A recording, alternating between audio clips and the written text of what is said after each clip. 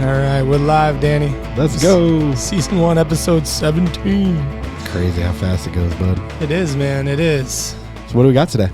So there's a lot we can talk about always, but we have an event coming up end of August here. It's going to be the Live Sports Football Jamboree. And I don't know, as a topic, there's a lot connected to it. You know, there's the whole prospect of taking over something for an organization that's already existed and trying to add our own voice to it. And then there's also the concept behind it here that's kind of bittersweet for us. Our intern extraordinaire and, you know, LivFree employee, Anthony LaFonte, was the one who kind of got this one for us. And as a young man in college, he's moving on to another internship this fall. We're going to miss him, obviously, working so closely with us. So we could talk about kind of both of those things today, I think. Yeah, it's fitting. It's interesting. This Shelton, shout out to Shelton football first and foremost. So, how this jamboree really happened. That was what I was going to ask you. Tell me how this happened, and you give us some insight into Anthony's role in it early. Yeah, well, I have to kind of tell the whole story. Yeah. Right. So when Anthony came on as an intern, we basically gave him hey, what do you think we should do? Right. He was that shit hot. He was just good. Yep. And what do you think we should do? And his first thing that he leaned into was volleyball. And obviously that was successful, and it's going to bear more fruit for us later on. And then the second thing he said was we should do football. And I was a little apprehensive because I don't particularly love football as a sport.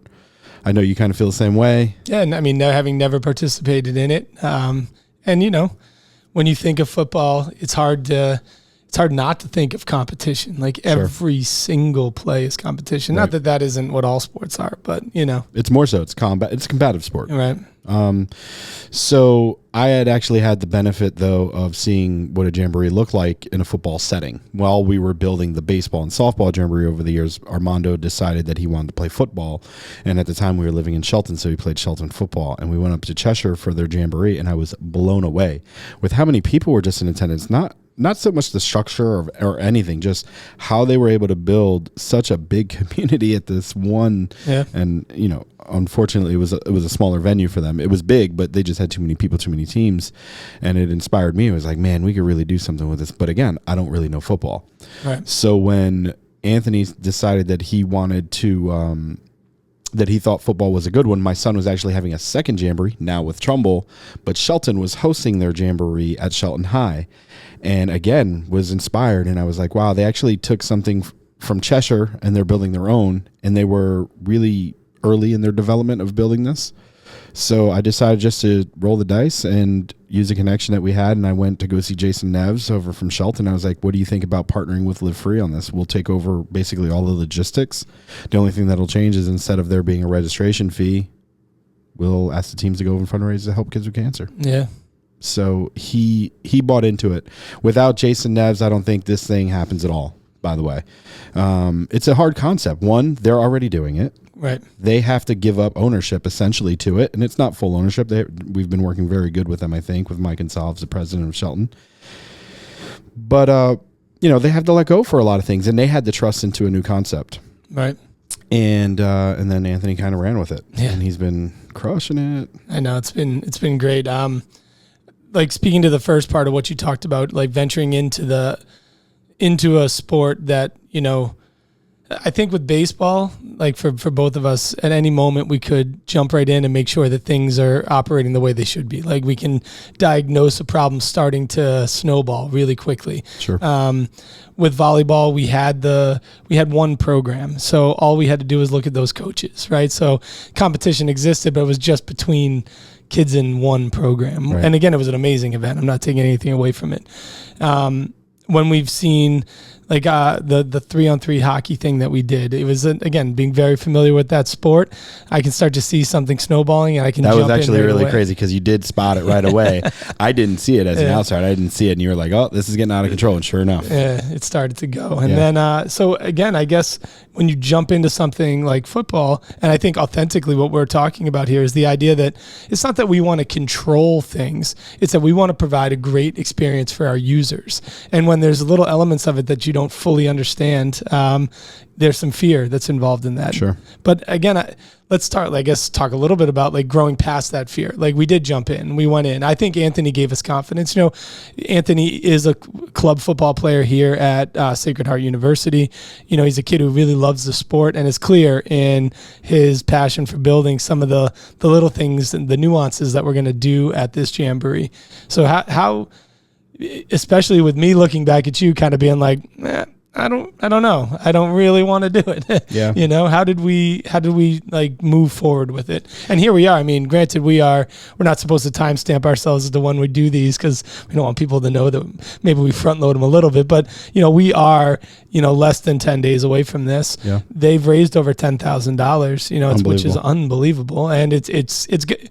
All signs point to this is going to be incredible, you know, so yes. I'm on board now. The teams that have bought in, right? So that was the first thing. We needed buy-in, and with Jason Neves and then Mike Gonsalves and then the whole Shelton program buying in and trusting us, that's the first thing, right? We needed to build a rapport where there was trust.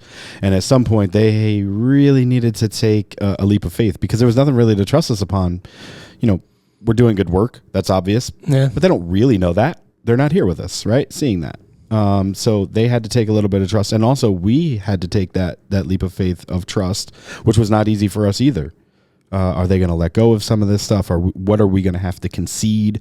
You know, we have these core principles that we're trying to show and to have while we're having these events, and that may not always line up with what, you know, the other programs are doing and whatnot. So, and for me, and it's something that you've said in the past that I've noted in the things that I've helped create here as well, is that all it took was somebody giving it some love on our end too, to really see that it could be positive. And again, this is where I keep circling back to Anthony. Like when we kind of let him run with it, he started designing logos. You know, he started coming up with swag items that we could do. He started reaching out to people, to celebrities and professional athletes to try to donate some stuff. Started scheming up like the reward that we'll give to the overall fundraiser. And as his excitement for it started to go, it's clear that sometimes you just have to follow the path. You got to follow the person who's kind of taking the lead on the energy front with it. And, you know, it's great. And this feeds to that idea, like, you know, the fact that Anthony is still under 21 years old and he's a rising junior in college, you know, we empowered his ideas and are the people behind him trying to help him like keep moving forward on it. So I think that for me, that was the turning point. It was when I started to see how much he loved what we were doing. Then, you know, I was all for it, and I'm excited for it. It's gonna be a fun event. Yeah, I'm looking forward to it too. I think we're so well prepared now that just showing up and doing is just a matter of fact, which I love getting to for our events. But you know, the cool thing is that this is the second thing that he's helped build. Yeah. And that kid's got the Midas touch. But the flip side to that is you know, he had an opportunity which he actually wasn't really confident in getting, which was an internship at Madison Square Garden, which is exactly what he wants to be doing with his career. While he's at SHU, he's learning sports management and marketing, and he's going to have a huge opportunity to flex those muscles and to learn. Yeah. And it's bittersweet for me personally, and I think for LivFree, because he's been so great. He's been so great. I don't know. Yeah. There's no other words I can put into it, but then this is also such a great opportunity for him that I'm so happy for him. Correct. And it's amazing that we were able to be a little bit of a catalyst for that. It's fun to see like an authentic human grow and come into a situation that is unknown, you know, and you know, in the first interview that he had with us, it was like, yeah, this kid's going to be great. Yeah. He's the one. And that isn't to say that all the other interns that have worked with us, I mean, they're amazing as well and deserve their own podcasts about them as well. Well, we could shout out Sockless Sal and Tyler. And you know, it's been really fun to see and get to know some of the people that he knows at school. I think that LivFree needs those little pushes of confidence and trusting people that don't that aren't directly connected sometimes, Sure, you know, and I think it's helped us grow too, you know, by hiring Tyler and Eileen and continuing to move forward there as well. So, you know, he's given me a lot of confidence, given me a lot of confidence in the way that we reach out to people and keep moving forward. I mean, yeah, you know, kid. We talk about The Alchemist a lot, and I feel like LivFree was the crystal shop for him in a way, and now he's ready to like kind of continue on his journey, and he'll think about us, and there's a world that he may return to us in some way. Yeah. But this young man is going to do special things out there in the world. I think the coolest part of all of this is a kid that came in like sports management, you know, and here he is during his second internship as a fledgling junior, right? So he's only done 2 years of college, and he's connecting himself to another philanthropic end, and that's what he's doing at MSG. He's going there to work with their philanthropic arm. Yeah, the Garden of Dreams. Right, which is, I don't know, it's a bit of serendipity. Again, nothing is on purpose. I think that things happen and they happen for reasons. And I think his connection to us is great. And I take a little bit of pride in knowing that he had a positive experience working in philanthropy with us, and then sees a route to get involved in another organization that does that. And yes, I would love for him to still be with us, working with us, because we are going to have a void when he's gone. It's not just like he's missing. We need to find another sports marketing sophomore to come in. It's going to be hard for us we can't replace Anthony.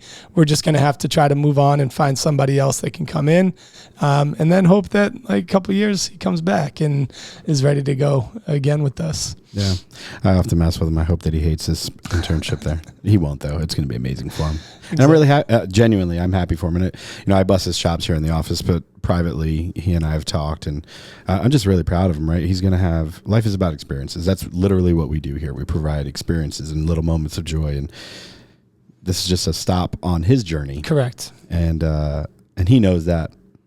Right. I'm still a little bit of a hater. It's all good, man. But it's all good. So the other thing that I've really kind of transitioning back to football that has been really good about this process for me is jumping into a sport that we didn't fully know, and also again doing it in the manner with which we did by taking over something that previously existed. There have been ups and downs with it. I would say one of the big positives of the experience that I love the most is driving up to North Haven with you. My first experience riding in a Tesla, it almost crashed, but it's okay. I'm just kidding. And we got to meet Sal, the guy who is kind of in charge up there, and a great guy. And the straight up excitement he had for fundraising and jumping into this, like, this is great. We're going to raise this. We're going to do this, and we're going to do that. And then within the first 3 days, now their teams are the top three. Yeah. And I mean, it's refreshing to see someone get it, you know, right. Just in the other sense, though, it can be frustrating for us when someone doesn't get it. And I'm not taking a shot at them. There are teams that are apprehensive about fundraising. And I think that's always going to be the game that we're going to have to play with these jamborees and involving ourselves in new sports, where, you know, sometimes the league commissioners and the coaches don't want to go to their families and ask them for more because perceptively they don't want to be asked for more. And also, you know, these kids are fundraising all year round. They're fundraising for their own sports programs. They're fundraising for school. They're fundraising for everything. Right. Peer-to-peer fundraising, and this is probably a problem that we're going to have to tackle sooner than later. It's getting played out. Yep. It's everywhere. People are asking you for money everywhere you go, right? So, yeah, I understand why they're frustrated, but we need them to buy in. Exactly. Because it's that little bit of give that they have to go and do, that little bit of being uncomfortable that makes it successful. Right. Right?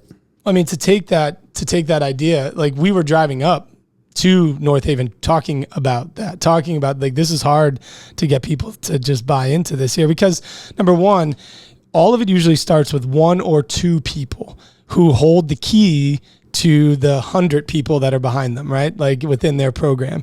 And those two people, whether they know it or not, are making decisions for people, some of which are people that would be like Sal, that'll be like, yeah, give me that page. Yeah. I'm going to raise the heck out of this.